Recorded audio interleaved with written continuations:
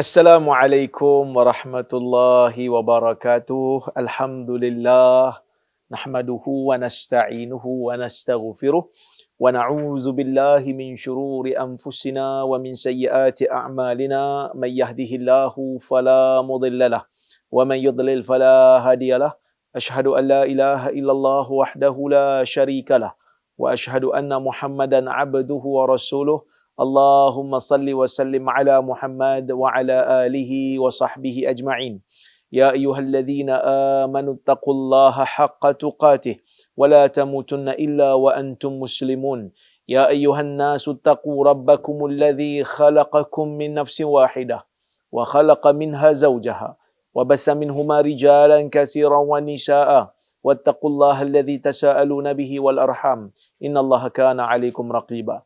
Ya ayyuhalladzina amanu taqullaha wa qulu qawlan sadida yuslih lakum a'malakum wa yaghfir lakum dhunubakum wa man yuti'illaha wa rasulahu faqad faza fawzan 'azima fa inna asdaqal haditsi kitabullah wa khairal hadi hadi Muhammad wa syarral umuri muhdatsatuha wa kullu muhdatsatin bid'ah wa kullu bid'atin dhalalah amma ba'd. Muslimin dan muslimat yang dirahmati oleh Allah Subhanahu wa taala sekalian. Alhamdulillah pada malam ini kita dapat berhimpun sekali lagi bersama-sama untuk kita sambung balik kuliah kita membaca kitab Al-Adabul Mufrad. Mungkin tuan-tuan dan puan-puan ada sedikit pelik kerana saya punya setting malam ini berbeza sikit kerana saya berada di surau ataupun musalla teduhan doa milik Sahibus Samahah Mufti Perlis. Yang mana saya berada di sini tadi, jadi saya berkuliah di sini sajalah. Dan saya mengharapkan tuan-tuan dan puan-puan berada dalam keadaan yang baik, berada dalam keadaan yang gembira-gembira, walaupun ada sebahagian daripada kita telah menerima LOD. Baik, kita sambung kuliah kita pada malam ini untuk kita baca. Kita nak sambung kuliah yang bab yang ke-18. Bab yang ke-118. Bab 118 yang bertajuk bab Al-khuruju ila mabqalah wa hamlu syai' ala atiqihi ila ahlihi bizzabil. Bab pada membicarakan berkenaan dengan keluar pergi ke mabqalah. Pergi ke kawasan sayur-sayuran. Kawasan tanam-tanaman. Wa hamlu syai' dan membawa sesuatu di atas bahunya, membawa itu untuk diberikan kepada keluarganya bizzabil, dengan memegang pemegang bekas yang diletakkan padanya sayur-sayuran tersebut. Al-Imamul Bukhari membawakan hadis dalam bab ini 234. Hadis nombor 234. Siapa yang ada buku, yang ada kitab boleh tengok. Kata Al-Imamul Bukhari rahimahullah, haddatsana Ishaq ibnu Makhlad an Hammad ibnu Usamah an Mis'ar qala haddatsana Umar ibni Qais an Amr ibni Qurrah al-Kindi qala arada abi ala Salman ukhtahu fa aba wa tazawwaja maulatan lahu yuqalu laha Buqairah. فبلغ أبا قرة أنه كان بين حذيفة وسلمان شيء فأتاه يطلبه فأخبر أنه في مبقلة له فتوجه إليه فلقيه ومعه زبيل فيه بقل قد أدخل عصاه في عروة الزبيل وهو على عاتقه فقال يا أبا عبد الله ما كان بينك وبين حذيفة قال يقول سلمان وكان الإنسان عجولا فانطلقا حتى أتيا دار سلمان فدخل سلمان الدار فقال السلام عليكم ثم أذن لأبي قرة فدخل فإذا نمط موضوع على باب وعند رأسه لبنات وإذا قرطات فقال اجلس على فراش مولاتك allati tumahhidu li nafsiha.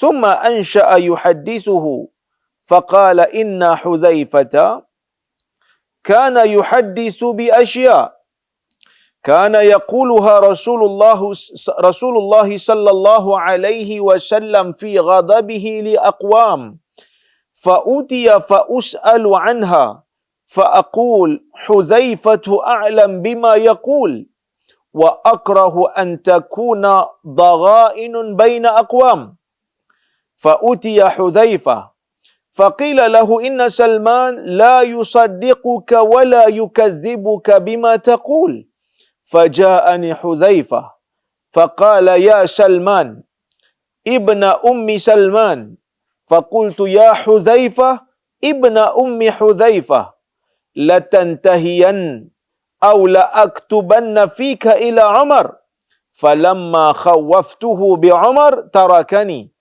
wa qad qala Rasulullah sallallahu alaihi wasallam min waladi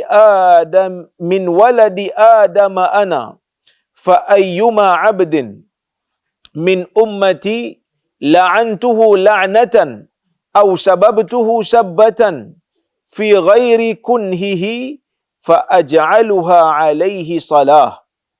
Hadis ni merupakan hadis yang sanad dia sahih. Selain daripada Imam Bukhari meriwayatkannya dalam Adabul Mufrad, Imam Ahmad juga meriwayatkannya dalam Musnad. Maksud hadis ni, riwayat dia, hadis ni pendek je. Tapi kisah tu yang panjang. Okey. Riwayat nombor 234. Al-Imamul Bukhari mengatakan, Haddatsana Ishaq ibnu Makhlad.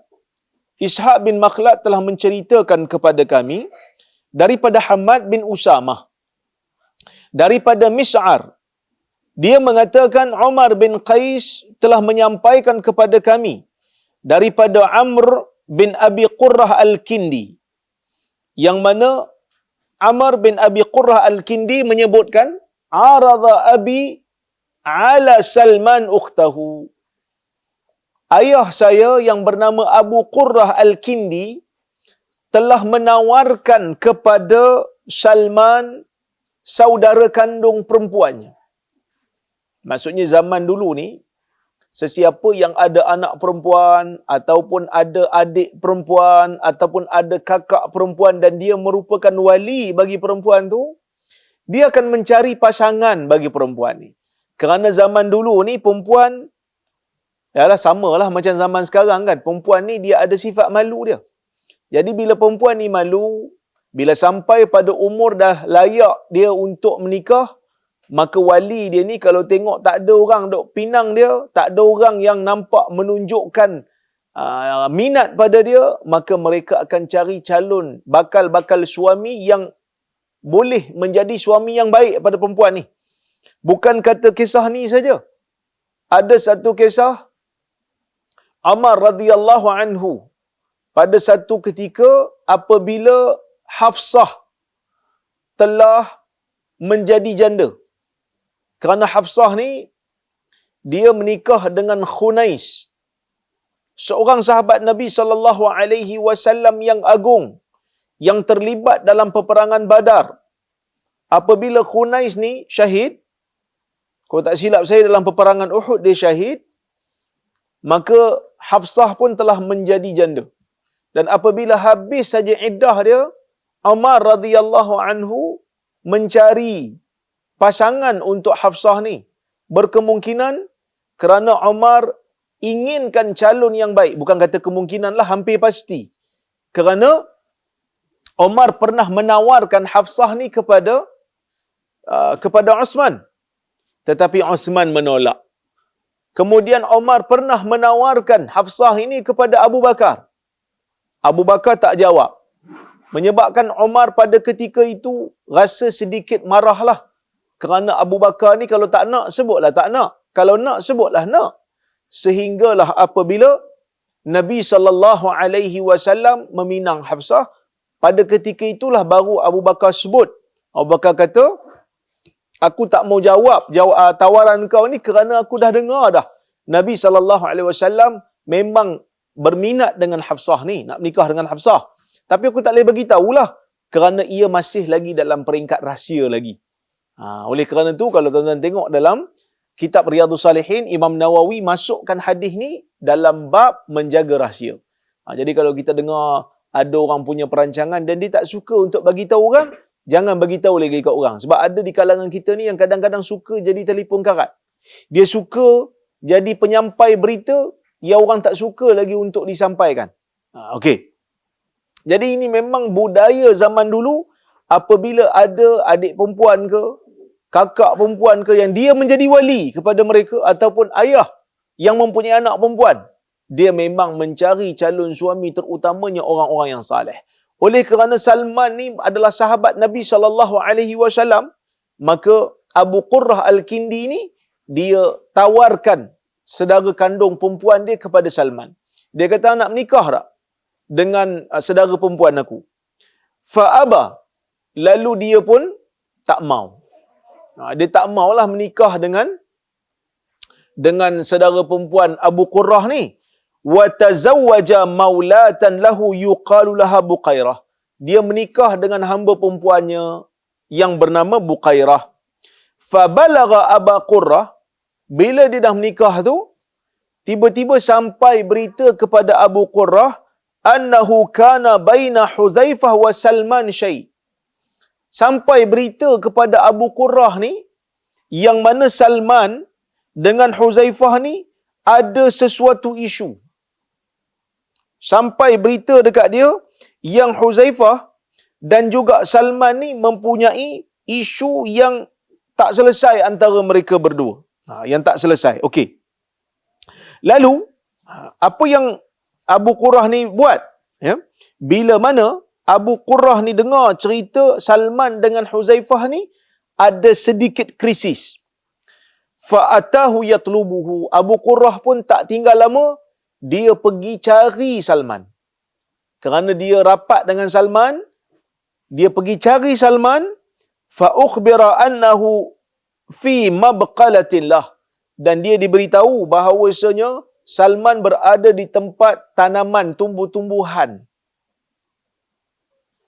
Kita boleh kata kebun lah. Dia ada dekat kebun dia, yang duk ambil sayur ni lah.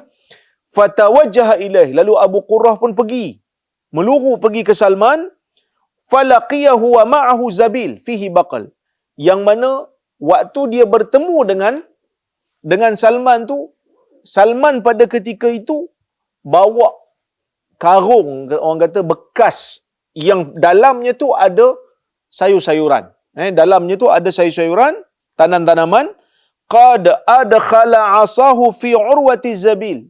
Yang mana dia telah masukkan tongkatnya di pemegang bekas tu, dan dia letakkan di atas bahunya. Contoh macam itulah dia bawa.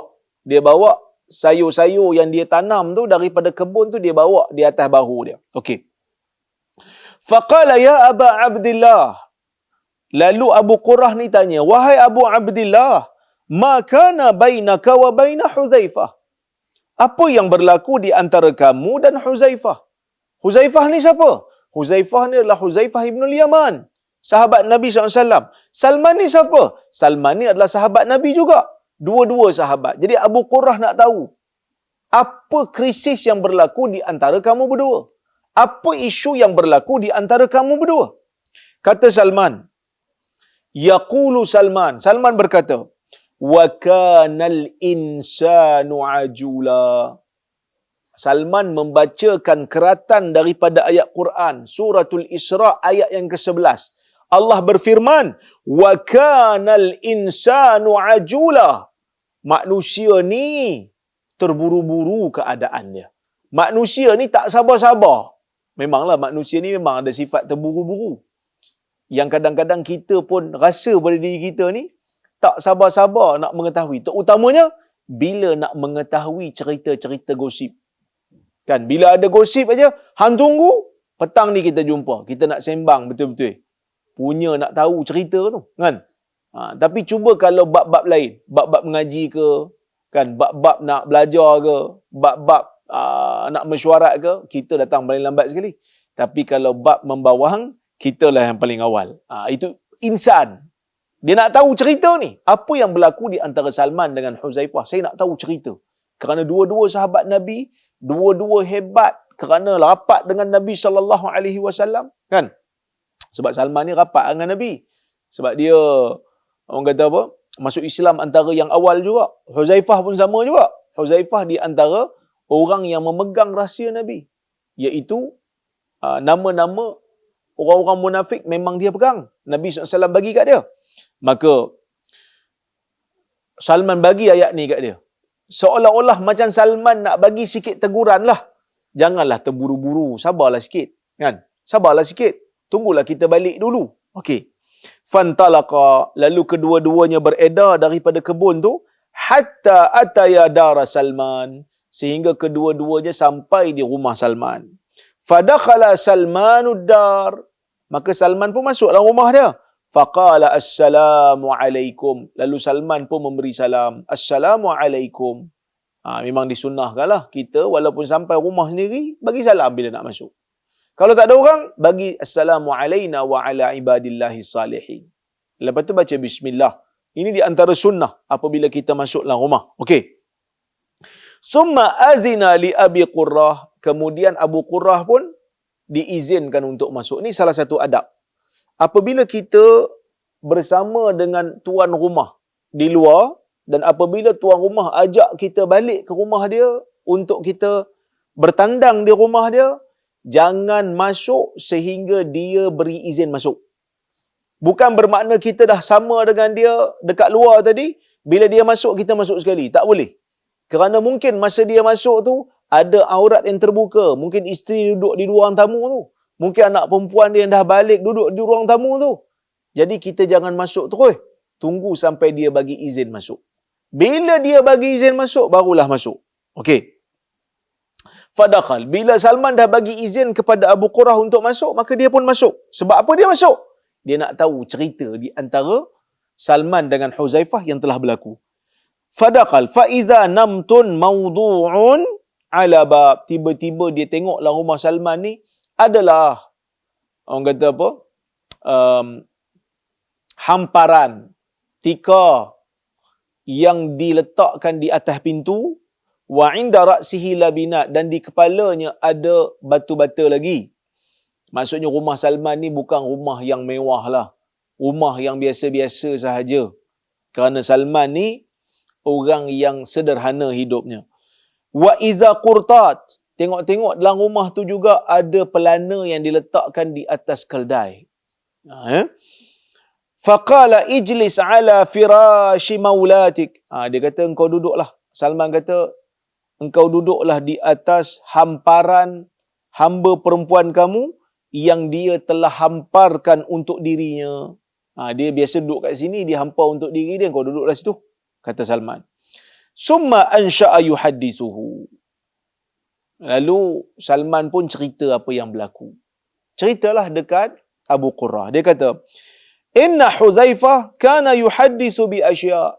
Sesungguhnya Huzaifah ni ada cerita berapa benda. Kana yaquluha Rasulullah sallallahu alaihi wasallam fi ghadabihi li aqwam. Huzaifah ada baca hadis-hadis yang mana Nabi sallallahu alaihi wasallam ucapkan hadis tu. Tapi Nabi ucapkan tu ketika Nabi sedang marah kepada kaum-kaum tertentu. Fa utiya Huzaifah. Lalu fa utiya fa us'alu anha.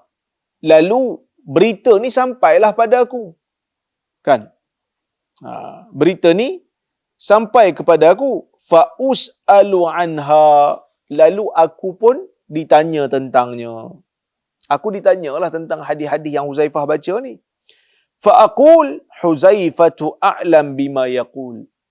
Maka aku sebut Huzaifah lebih tahu tentang apa yang dia ucapkan. Wa akrahu an takuna daghainu baina aqwam, dan aku takut akan berlaku perasaan marah, perasaan tak suka, perasaan bermusuh di antara kaum-kaum. Fa utiya Huzaifah. Lalu berita tersebut sampai kepada Huzaifah. Berita apa? Berita Salman kata Huzaifah lebih tahu apa yang dia baca. Lalu dikatakan kepada Huzaifah, inna Salman la yusaddiquka wa la yukadzibuka. Sesungguhnya Salman dalam hadis yang kau baca ni Huzaifah, dia tak membenarkan kau dan dia tidak mendustakan kau. Maksudnya Salman berkecuali. Dalam hadis-hadis yang Huzaifah baca ni, yang dalam hadis-hadis spesifik ni, Salman berkecuali. Salman tak kata ya, Salman tak kata tidak. Dia kata, inna Salman la yusaddiquka wa la yukadzibuka bima taqul. Salman tak membenarkan cakap kau dan Salman tidak mendustakan apa yang kau sebut, wahai Huzaifah. Jadi bila orang cakap macam tu, kan? Bila orang kata Salman ni bersifat, nak kata betul pun tidak, nak kata tidak pun tidak. Jadi benda tu trigger Huzaifah. Kenapa pula Salman cakap macam ni? Adakah aku ni orang yang tak layak untuk dia terima berita? Kan? Jadi Salman pun bila disebut macam tu, sebenarnya Salman taklah kata macam tu. Salman kata Huzaifah a'lamu bima yaqul. Huzaifah lebih tahulah apa yang dia baca. Huzaifah lebih tahu apa yang dia cakap.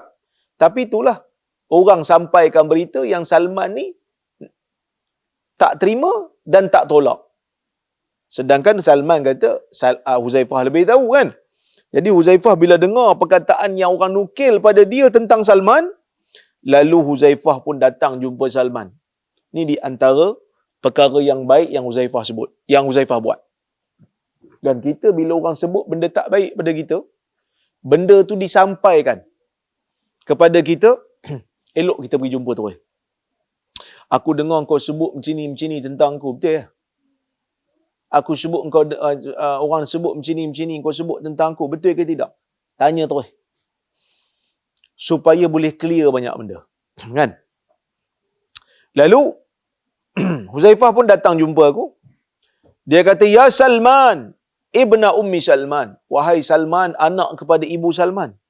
Faqultu. Salman pun kata, ya Huzaifah, ibna ummi Huzaifah. Hai Huzaifah, anak kepada ibu Huzaifah. La tantahiyan. Engkau berhenti baca hadis-hadis yang seperti ini. Aw la aktubanna fika ila Umar. Ataupun kalau kau tak berhenti wahai Huzaifah, aku akan tulis surat kepada Umar. Cerita tentang apa yang kau baca. Cerita tentang hadis yang kau sampaikan. Falamma khawaftuhu bi Umar tarakani. Ketika mana aku takutkan dia dengan Umar, maka lalu Huzaifah pun tinggalkan aku. Maksudnya Salman serius lah masalah ni, kan. Mula-mula di depan orang dia tak sebut apa-apa. Tapi mungkinlah bila Salman sebut, Huzaifah lebih tahulah apa yang dia baca. Orang boleh nampak reaksi Salman tu seolah-olah macam tak setuju dengan Huzaifah. Tu yang Huzaifah datang tu. Jadi bila Huzaifah datang, Huzaifah panggil Salman dengan nada yang serius. Salman pun panggil Huzaifah semula dengan nada yang serius. Salman bagi terus warning kepada Huzaifah. Hendaklah engkau berhenti baca hadis-hadis yang seperti ini. Bukan semua hadis, tak. Huzaifah ni banyak riwayat hadis. Tapi hadis-hadis yang kita baca tadilah, hadis-hadis yang Nabi SAW sebutkan ketika Nabi marah pada satu-satu kaum. Jangan riwayat hadis-hadis yang seperti itu. Berhenti baca hadis yang seperti itu. Ataupun aku akan tulis surat kepada Umar. Cerita tentang keadaan kau.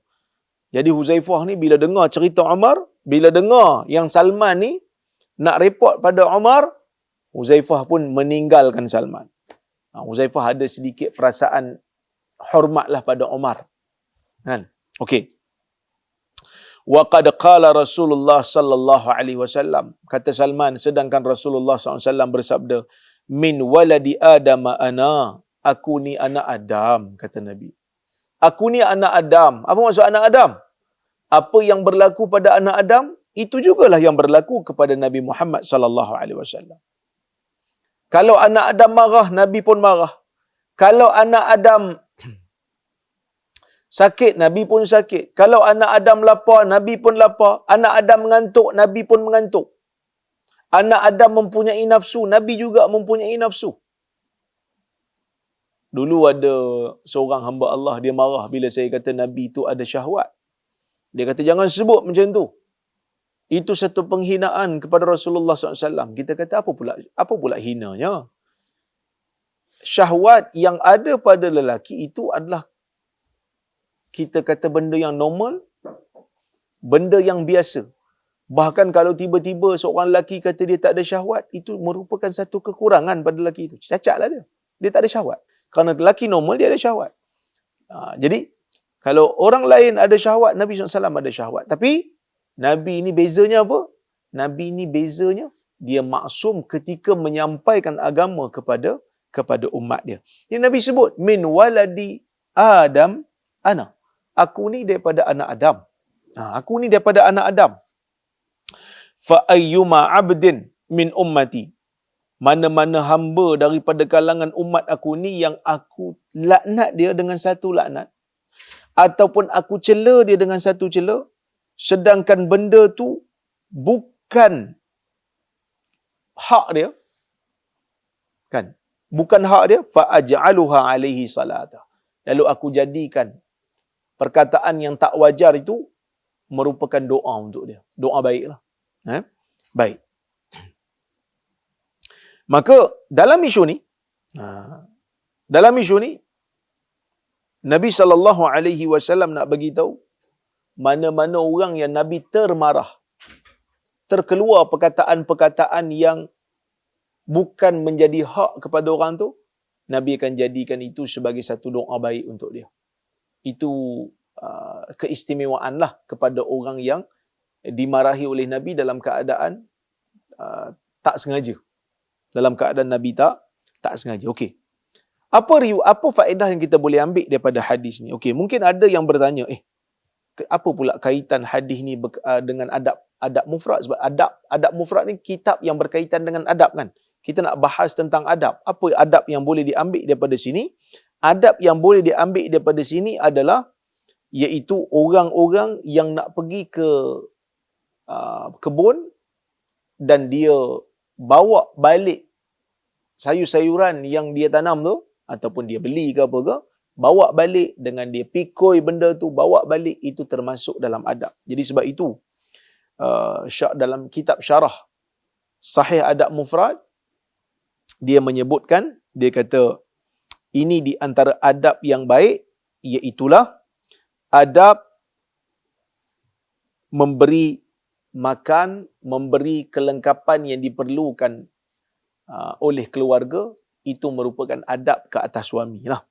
Dan hadis Nabi, riwayat ini, bukan kata hadis lah, kisah ini berlaku di zaman Umar, menunjukkan bagaimana sahabat Nabi SAW hormati Umar, sehingga mereka gentar apabila disebutkan nama Umar. Umar bukan marah orang baca hadis, tetapi Umar agak sedikit ketat dalam nak menerima sesebuah hadis, dan Umar dia nak pastikan apabila sahabat baca hadis, jangan baca dalam keadaan tidak pasti. Kena pastikan dulu hadis itu betul ke tak, barulah disebarkan. Kerana Umar sangat berhati-hati dalam nak menerima hadis Nabi SAW. Okey. Begitu juga apabila berlakunya perselisihan pendapat di kalangan sahabat, perkara pertama yang kita boleh ambil faedah ialah sahabat Nabi SAW ni manusia. Sahabat ni manusia. Walaupun sahabat ni belajar dengan Nabi, dia tetap tak lepas daripada sifat manusia dia. Ada perbezaan pandangan, ada yang tak setuju, kan?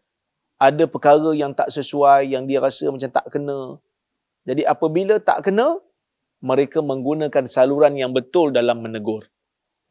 Kan? Kerana Huzaifah ni ada kedudukan yang tinggi. Jadi dia beritahu lah pada Huzaifah, hadis yang kau baca tu betul Huzaifah, tapi tak sesuai yang kau baca. Tapi kalau orang lain tanya yang tak ada kaitan dengan Huzaifah, dia tak bagi tahu. Kerana kalau boleh aku nak bagi tahu Huzaifah terus. Dan hadis ni juga nak bagi tahu kat kita tentang sifat Nabi SAW yang ada kalanya Nabi marah dan ada kalanya Nabi terlepas cakap. Tapi dalam menyampaikan wahyu, Nabi maksum. Tetapi dalam urusan dunia, ada kalanya Nabi terlepas cakap. Maka itu semua akan menjadi doa yang baik kepada orang yang menerima perkataan tersebut sedangkan dia tidak berhak untuk terima. Okey. Kita pergi kepada hadis yang berikutnya, iaitu hadis nombor 235. Okey.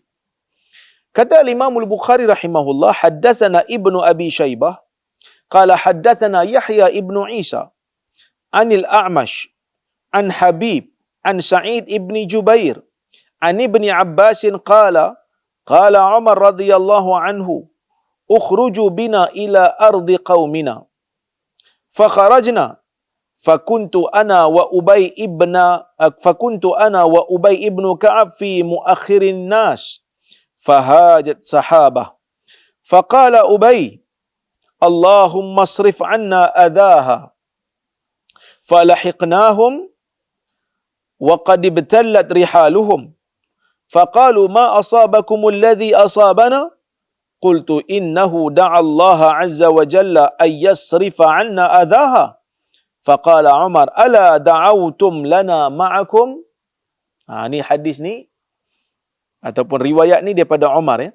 Dia bukan hadis Nabi SAW, tapi dia lebih kepada hadis yang mauquf daripada sahabat Nabi sallallahu alaihi wasallam. Okey.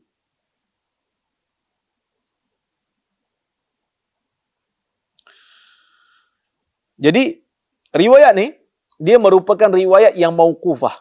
Riwayat yang mauquf atas sahabat. Apa maksud dia? Cuma riwayat ni dhaif. Kenapa dhaif? Kerana di situ ada perawi yang bernama Habib bin Abi Thabit dan juga A'mash. Kedua-duanya meriwayatkan dengan jalur an. Dia riwayat dengan an. Sedangkan kedua-duanya adalah mudallis. A'mash ni tak apa lagi. Kerana A'mash ada ulama yang menerima an-anah dia. Sedangkan Habib bin Abi Thabit, yang ni bila dia riwayat dengan an, problem sikit. Kerana dia mudallis. Apa itu mudallis? Bila belajar hadis ni, orang yang biasa belajar ilmu hadis, bila sebut mudallis, dia tahu dah. Mudallis maksud dia macam ni. Okey, mudallis ni tuan-tuan dan puan-puan rahmati Allah sekalian, dia ada beberapa kategori. Yang masyhur ada 3. Tapi ada banyak lagi sebenarnya. Tapi yang masyhur ada 3. Pertama, tadlisus syuyukh. Tadlisus syuyukh ini dilakukan oleh sebahagian perawi. Yang mana mereka ni, antara yang buat, yang terlibat adalah Atiyah. Atiyah Al-Aufi. Yang mana dia ni, suka menamakan gurunya dengan nama yang lain. Dia menamakan gelaran gurunya dengan gelaran yang lain, yang mana gurunya tidak masyhur dengan gelaran tu. Boleh jadi gelaran baru tu, orang lain masyhur dengan gelaran tu. Umpamanya, dia kalau riwayat, dia namakan gurunya yang dhaif dengan gelaran Abu Sa'id. Sedangkan Abu Sa'id tu, orang duk ingat, bila dia riwayat daripada Abu Sa'id, orang duk ingat Abu Sa'id Al-Khudri, sahabat Nabi tu. Sedangkan dia Abu Sa'id lain. Itu tadlis syuyukh, menyembunyikan guru. Kenapa dia buat benda tu? Ada macam-macam sebab lah. Ada macam-macam faktor, antaranya nak sembunyikan kedhaifan guru. Ada juga kerana guru itu tak disukai di tempat dia baca hadis tu. Mungkin orang tak suka guru tu, jadi dia bubuh gelaran lain. Gelaran tu bukan tipu. Gelaran tu betul. Tapi guru tu tak glamour dengan gelaran tu.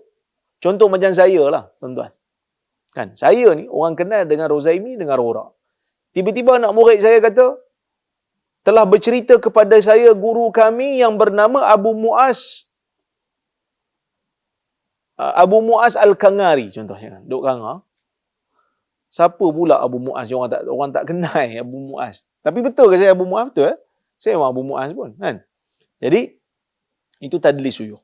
Riwayat yang seperti ini, ulama tidak terima sehingga kita kenal pasti siapa guru tersebut. Kalau dah dapat kenal pasti, baru kita akan nilai sewajarnya. Ikut guru tu dhaif ke, siqah ke, baru kita tengok. Ada satu lagi dipanggil tadlisut taswiyah. Tadlisus taswiyah ni, saya perawi hadis umpamanya, saya riwayatkan hadis. Daripada guru saya ambil pada guru saya ambil pada guru saya. Katalah ada 4 orang di atas saya ni, 4 orang. Saya ambil pada guru saya ambil pada guru dia, daripada guru dia, daripada guru dia.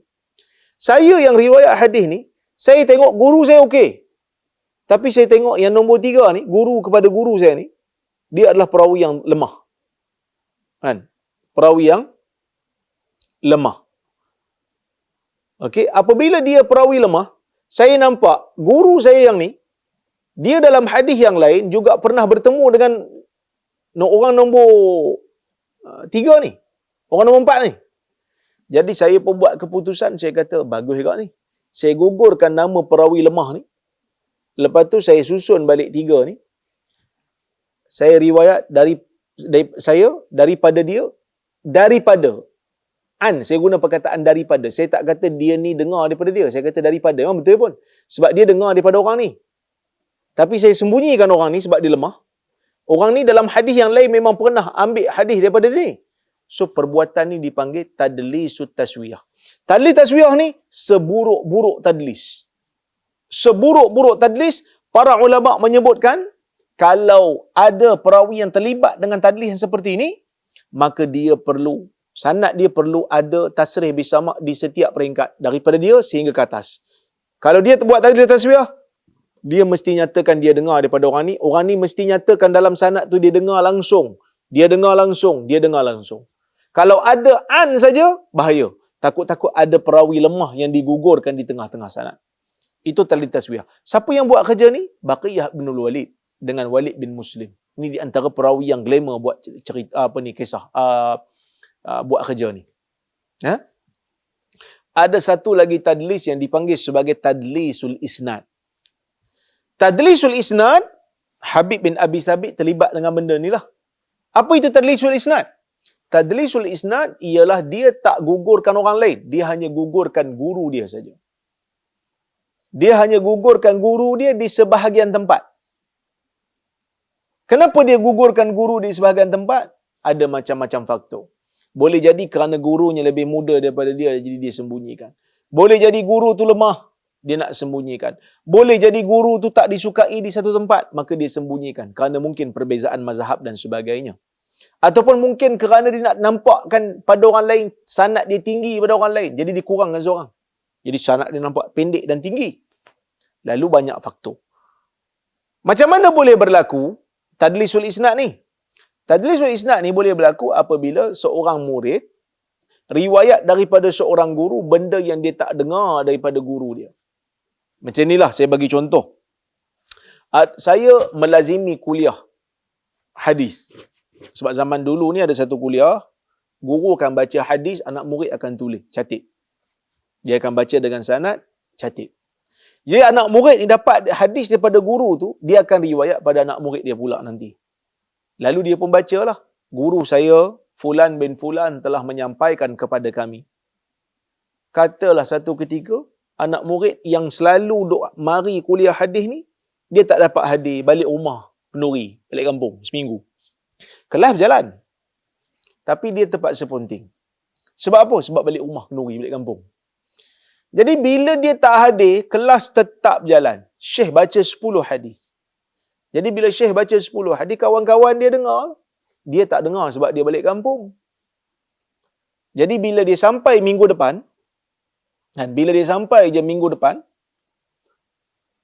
dia tengok ada 10 hadis yang dia telah tertinggal. Dia pun tanya kawan dia, Syekh baca apa? Minggu lepas waktu aku tak ada. Syekh baca 10 hadis macam biasa. Boleh tak awak sampaikan kepada saya hadis tu saya nak dengar? Dia pun dengar hadis tu daripada kawan dia. Dari sudut disiplin ilmu hadis, apabila dia yang telah mendengar daripada kawan dia, daripada guru dia, bila dia nak riwayat pada anak murid, dia kena sebutlah nama kawan dia tu. Saya mendengar ataupun guru, sahabat saya telah menceritakan kepada saya daripada guru kami, contohnya kan. Tapi dia tak buat benda tu, mungkin sebab dia nampak kawan dia muda lagi daripada dia. Dia pun sembunyikan nama kawan dia. Dia kata, tak apa, sembunyilah, kita skip. Dia nak sebut saya dengar pada guru saya, tak boleh sebab dia tak dengar hadis tu. Kalau dia buat macam tu, dia terus dikira sebagai kadzab, pendusta. Pendusta terus riwayat tak diterima. Terus kena blacklist. tapi dia pun tahulah berdosa menipu ni. Tapi dia gunakan helah, iaitu dia sembunyikan dan guna perkataan an daripada. Dia tak tipu kerana hadis tu memang daripada gurunya. Lalu dia pun kata an daripada gurunya. Perbuatan ini telah dikenal pasti oleh para ulama hadis. Bahkan Ibnu Hajar dalam kitab dia Ta'rif Ahli Taqdis telah menghimpunkan nama-nama perawi yang buat kerja ni. Dalam kitab dia Ta'rif Ahli Taqdis. Sebelum dia pun ada ulama lain yang menulis. Al-Imam Al-Ala'i ada tulis. Tapi Ibnu Hajar antara yang menulis agak lengkap lah. Menghimpunkan nama-nama perawi mudallis ni. Jadi Habib bin Abi Sabit ni terlibat. Dan dia riwayat dengan an. Kalau ada riwayat dengan an aja daripada perawi-perawi yang seperti ini. Kan? Ibn Hajar dia letakkan 5 martabat. Martabat pertama dengan kedua diterima. Sebab pertama dan kedua ni rare dia orang buat tadlis. Kalau dia orang buat pun, dia riwayat daripada perawi-perawi yang thiqah. Tak ada masalah pun, kita tak tahu dia. Tapi kalau martabat ketiga, 4 dan seterusnya, kelima, yang ni perlu cari di riwayat yang lain. Hadis yang sama di riwayat yang lain. Kalau ada, dia sebut saya dengar daripada guru saya. Jadi sebab itu, disiplin ilmu hadis adalah disiplin yang sangat-sangat teliti. Disiplin yang sangat-sangat teratur. Bukan suka-suka je kita mensahihkan hadis ataupun melemahkan hadis. Sebab kadang-kadang ada orang sebut juga, dia kata, dia orang ni suka-suka je nak pergi lemahkan hadis. Tak suka hadis tu lemahkan. Suka hadis tu sahihkan. Tak betul. Tak betul.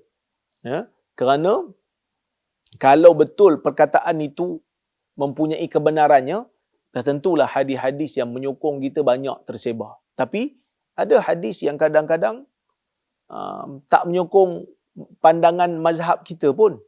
Tapi kita terpaksa riwayat dan kita kena kata ia sahih. Umpamanya, ada hadis-hadis yang mencela Syiah Rafidah secara spesifik. Tapi tak sahih. Bila tak sahih, kita tak boleh kata sahih. Walaupun sebenarnya kita tak suka dengan Syiah ni. Kan? Kita tak suka dengan Syiah. Hadis tu menyokong kita.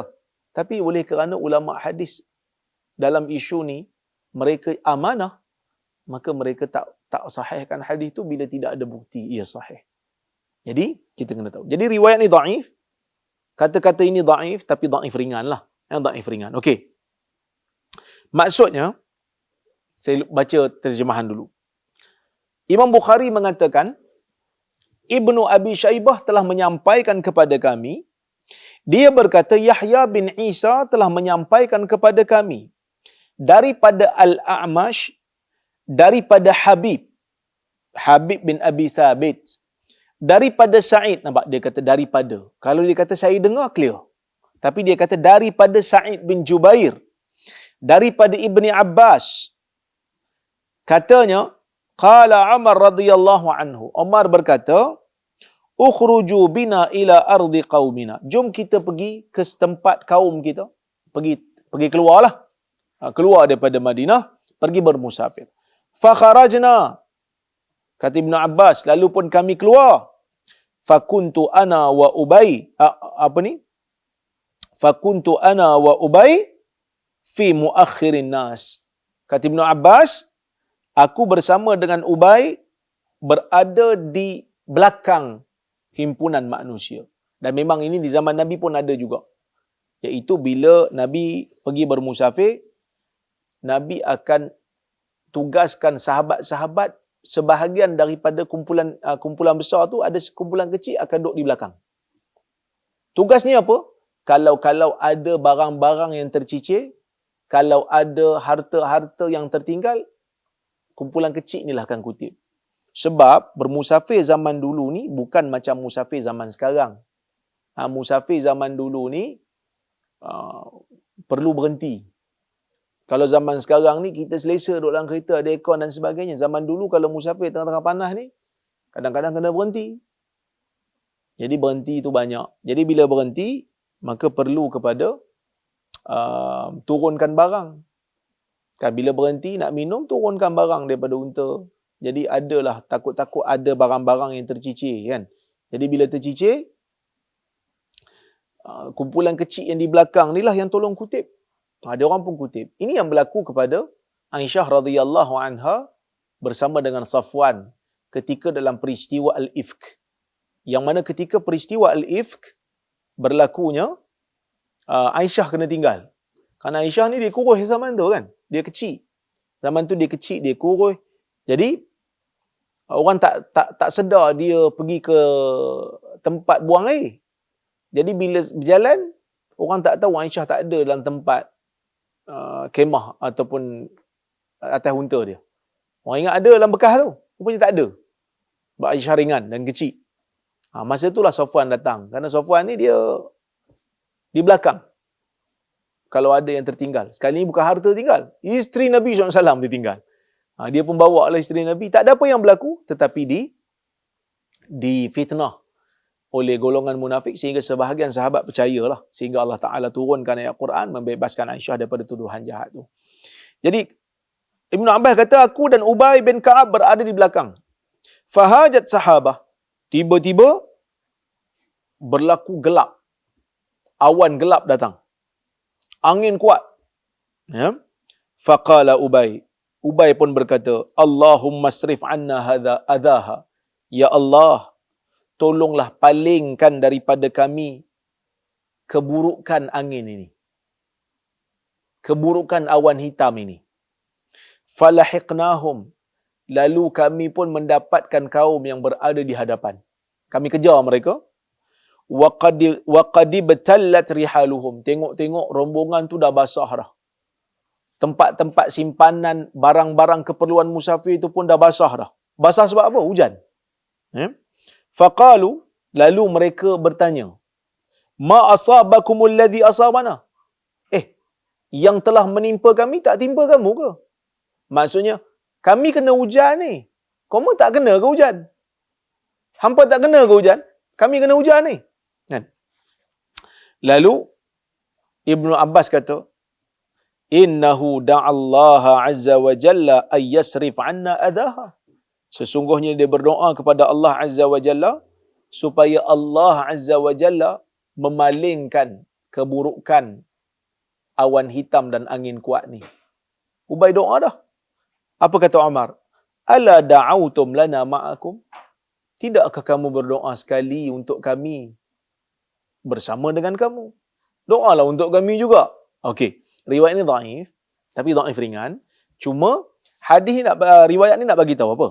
Riwayat ni nak bagi tahu kat kita tentang sahabat ni, mereka ni ada sifat tawaduk. Apa sifat tawaduknya?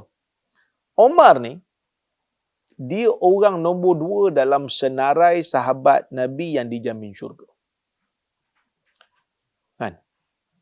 Tapi dalam riwayat ni, Umar masih mengharapkan doa daripada Ubay. Kenapa? Kerana Ubay ni ada keistimewaan dia. Ubay ni saleh. Jadi Umar tak pernah rasa diri dia tu lebih baik daripada orang lain. Ni tawaduk. Sebab tu ketika mana Umar bertemu dengan Uwais Al-Qarani juga, Umar juga mengharapkan doa daripada Uwais. Ini tawaduk para sahabah.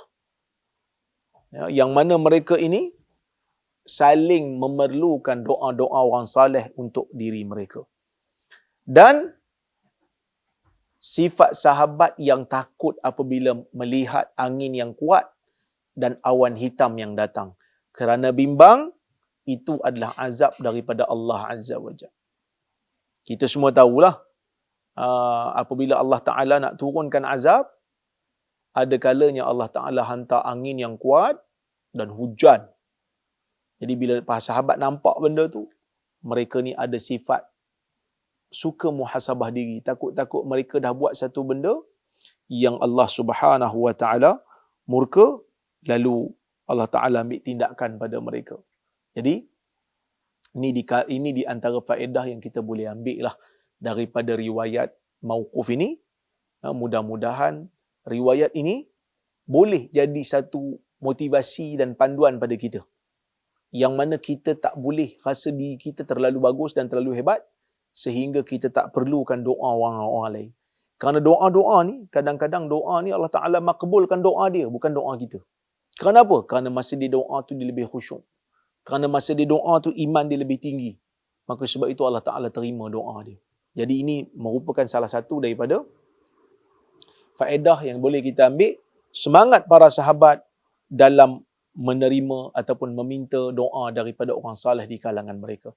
Dan kedudukan Umar itu sekali-kali tidak menghalang Umar untuk minta doa daripada Ubay. Walaupun kalau di sudut ranking, Umar ni belakang Abu Bakar dalam jaminan syurga. Tapi tak ada pula Umar kata, engkau ni Ubay, tak payah doa, susah doa untuk aku. Sebab apa? Sebab aku ni ahli syurga, aku nak doa sendiri. Tidak. Kerana itu tidak dididik oleh golongan salafus salih seperti para sahabat dan golongan tabi'in. Wallahu ta'ala a'lamu bissawab. Mudah-mudahan ada manfaat kuliah kita pada malam ini. Saya nak ini dulu. Mudah-mudahan. Takut-takut saya lupa. Sekejap ya. Sebelum kita tengok soalan, kita save dulu.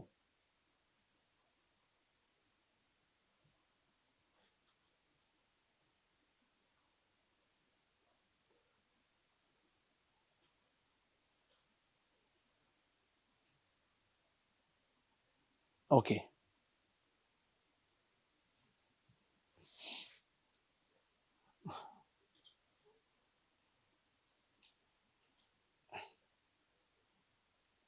Banyak soalan ni.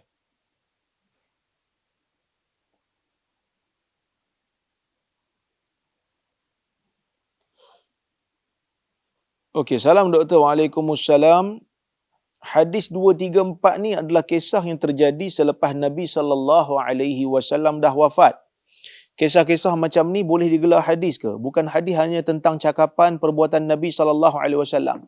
Okey, hadis ni dia ada 3 ataupun 4 kategori. Ya, hadis ni dari sudut bahasa ia adalah cerita. Manakala dari sudut istilah dia merangkumi 4 perkara.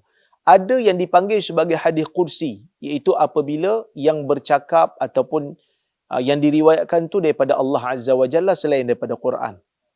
Kemudian yang kedua ada hadis yang dipanggil sebagai hadis marfu' ataupun hadis nabawi, iaitu percakapan, perbuatan dan perakuan Nabi SAW.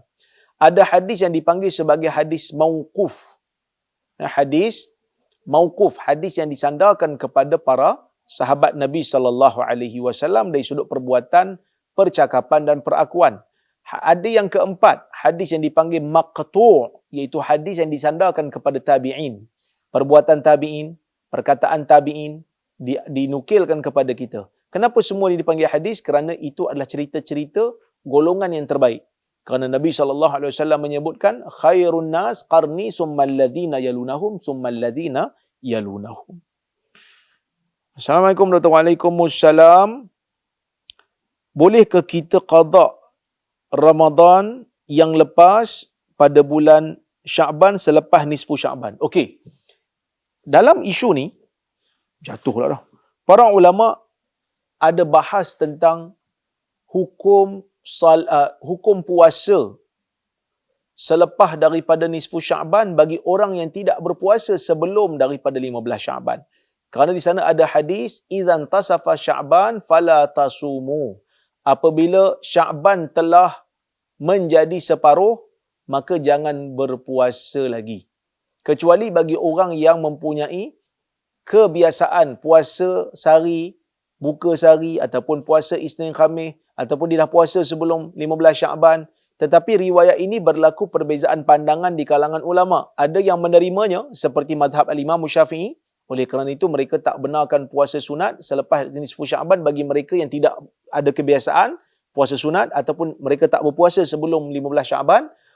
Ataupun mazhab Hanbali mereka memakruhkan. Tetapi majoriti ulama mendhaifkan hadis ini kerana ada perawi yang bernama Al-Ala bin Abdul Rahman. Tolak sekejap perbahasan tu. Bagi mereka yang ingin qada Ramadan tidak termasuk dalam perbahasan larangan berpuasa selepas 15 Sya'ban. Kerana apa? Kerana puasa qada ni puasa yang wajib untuk disegerakan. Puasa yang wajib untuk diqada dan digalakkan untuk disegerakan. Digalakkan untuk disegerakan. Jadi ia tak termasuk dalam larangan. Yang termasuk dalam larangan ialah puasa sunat bagi mereka yang tak puasa sebelum 15 Syaban. Tetapi saya wallahu alam, saya lebih cenderung kepada pendapat majoriti dalam masalah ni kerana riwayat itu riwayat yang tidak kuat. Tetapi bagi mereka yang memilih pandangan mazhab al-Imam Syafi'i dan juga pandangan sebahagian Hambali, tidak ada masalah kita berlapang dada dalam isu ni kerana masalah ni adalah masalah khilafiyah yang muktabar. Wallahu taala a'lamu bisawab. Mudah-mudahan ada manfaat apa yang saya sampaikan pada malam ini. Terima kasih kepada semua yang hadir pada malam ini. Mohon maaf terkasar bahasa tersilap kata. Terima kasih kepada Global Ihsan, kepada Kak Jini, Dr. Azmi dan Ustaz Reza dan semua tim-tim global yang berusaha menganjurkan kuliah kita pada setiap minggu. Mudah-mudahan Allah Ta'ala rahmati usaha kalian. Terima kasih banyak. Assalamualaikum warahmatullahi wabarakatuh.